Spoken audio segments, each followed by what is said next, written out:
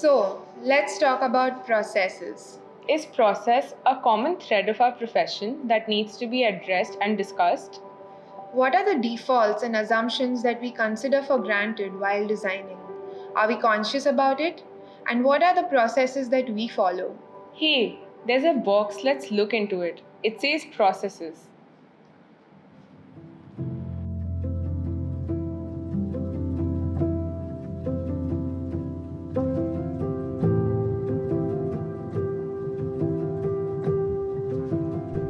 A design process is never linear, but a series of back and forths as you meander through the tangle of thoughts and ideas. Slowly and patiently, you explore and decode this riddle, coming out with a new outcome and learning each time. Is process singular, or is it the collaboration and team effort that loosens every knot and twist to investigate the possibilities of design?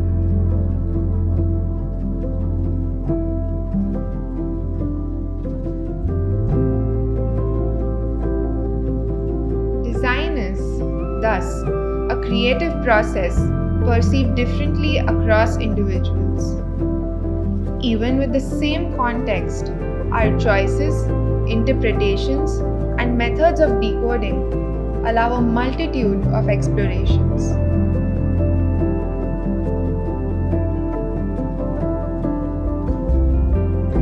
I would like to call myself an architect.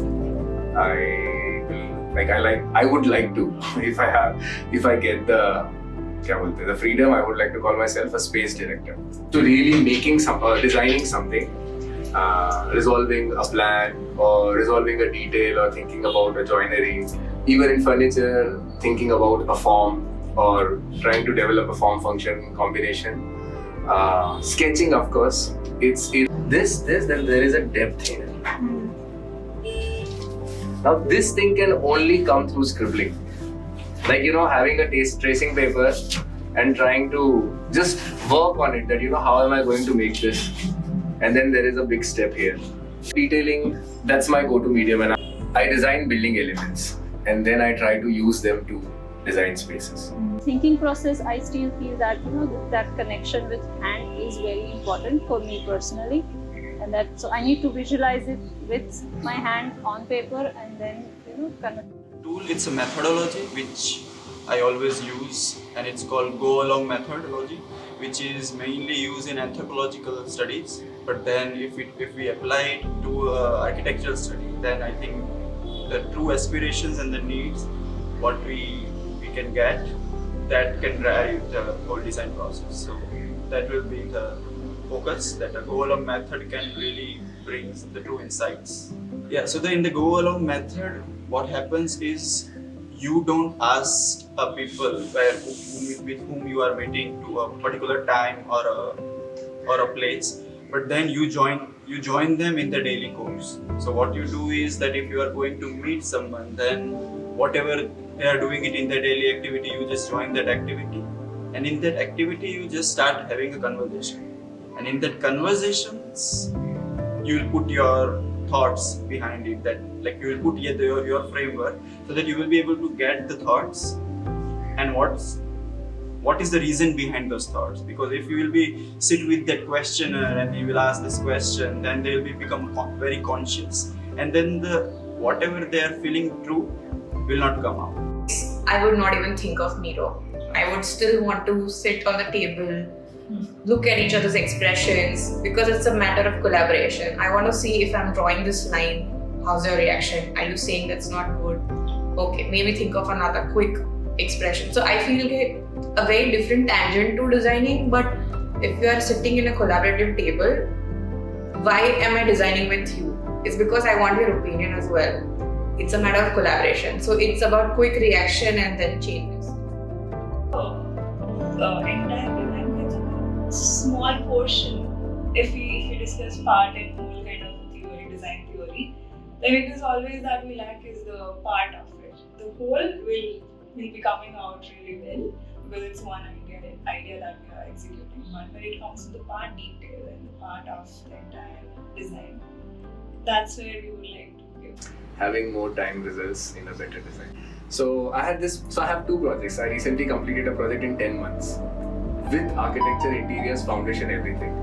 And the other project took me 4 years. So there were two extremes for me. And that 4-year project, so I remember when I went to Villa Sarabhai, I asked the guy, okay, how much time did it take to, because I saw certain details which was so sensitive in terms of, the care with which, that can only happen through time. And he said 1951 to 1954 or something like that. And I'm like, okay. Because the people involved in it, the site is different. I am different from last time. Working with a master craftsman versus if I'm working with a craftsman who has as much experience as I do, I will work very differently. I will make very different kind of works. Relationship to that craftsman is going to be different, and his relationship to his work is different. And so my understanding of what that project is going to be has to change. That unless and until you take all the stakeholders on board, okay, there is no definitive design idea. With each discussion, the design idea evolves. There will be primary design factors or framework. That framework happens. All of this through quick sketches, layering, tracing, paper tracing, what you're talking about, the go-to medium. Medium for me is always paper and pen or pencil. To drive the design process is the people and the challenging of the places. And then you will add your experiences and you will bring that, like, okay, I have tried these elements, I have tried this, putting these two elements together, let me try here in another way. So then I'll not have to be conscious that, oh, am I repeating or not? Am I creating a signature or not? This is not my style. It's that pinpointing random rooms and corners, and then we say that how can we make this better? How can we make this better?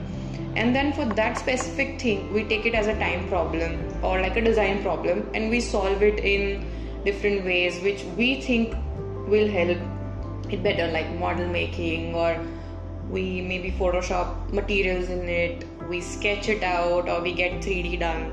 So instead of the whole process changing, I still prefer a linear method, and then picking and pulling up things which I feel needs work, and then inserting a new method in it. Process is not just exclusive to architecture, but exists all around us. Look at the potter's hands, for instance. The remarkable dexterity and mastery their hands have learned over the years. With time, the muscles learn the natural sense of pushing the clay just right, and the hands learn the subtle dance with the wheel. The intensive process of wood block making begins from tracing intricate designs onto the wood to deftly carving with chisels and drills. The pressure and angle maintained while chiseling determines the quality of the wood block, while it is the logical process of carving out the negative areas wherein the positive surfaces form the complex design motif.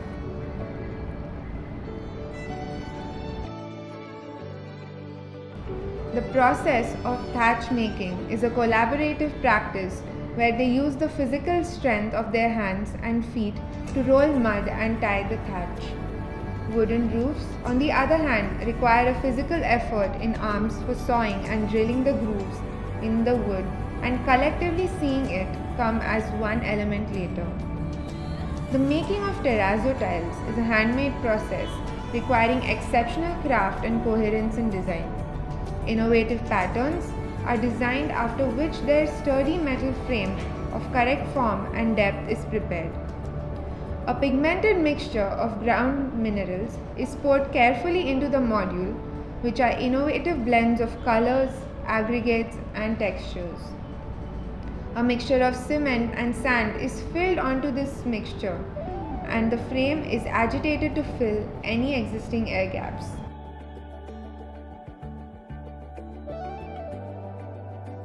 Practices like Abari encourage the local communities to construct their own homes using natural breathing materials, earth and bamboo. They are taught from Abari's open source manuals, which provides a step-by-step detailed process of construction ranging from various methods of tying joineries to the know-how of building techniques regarding various materials with context to the climate and site. It focuses on greater site engagement with the locals, empowering them to be the makers of their own homes. Another step towards designing for the community is the construction of low-cost housing in the rural areas of India. But what could be the best possible approach to designing such a project? By using the easily available materials around and solar panels as roofs, the low-cost housing module is able to produce more energy than required for its construction, thus becoming a self-financing and carbon-negative home for the homeless, which can be built in any site context following the same construction techniques. The RED Studio aims to blur the boundaries between art, architecture, and design. Their process of designing takes inspiration from constructivist art, enabling visual culture to form the basis of design.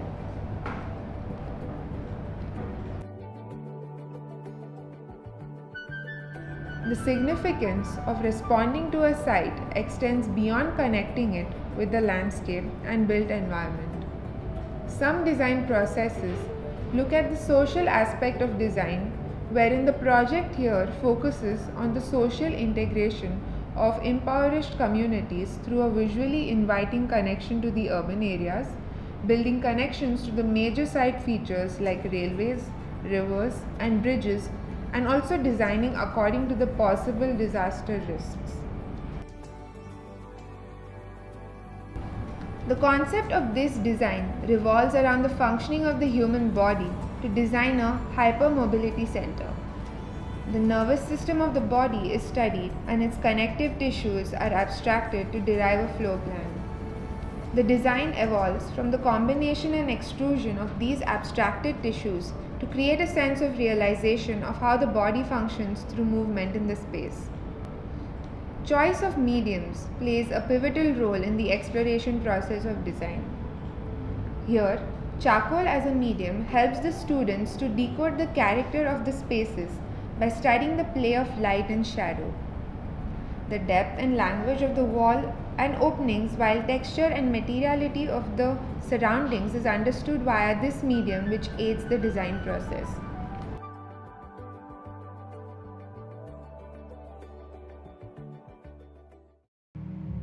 Best part about KVDF is definitely how the entire campus, especially FA, is not on their desks on those days. They're all coming together and organizing that, how the theme is divided into various panels, and the panelists who are coming as well, they make the discussion so rich, and simply because they're coming from different places, I think it's a very refreshing take on most of the topics that are discussed. KVDF is a platform organized completely by the students and for the students. The whole energy of all the students coming together and putting up the event is what I greatly enjoy. KVDF to me is an opportunity to get to know more architects, what is going on around the world in terms of a design field. It starts when people start discussing about anything related to it, to formulating it, and the whole process, the dynamic nature of what we call the Kurlavarki Design Forum.